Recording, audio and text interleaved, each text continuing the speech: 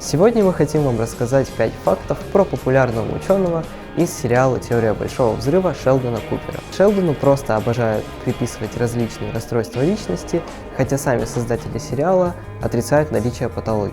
В последней серии 11 сезона Шелдон сформировывает теорию суперасимметрии.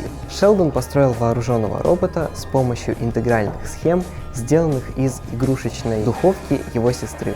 Шелдон очень любит свою бабуленьку Конни, которая называет его «мой пирожочек». Если бы Шелдон жил в России, он бы точно мечтал поступить в школу естественных наук ТЮМГУ, ведь здесь он бы чувствовал себя как рыба в воде.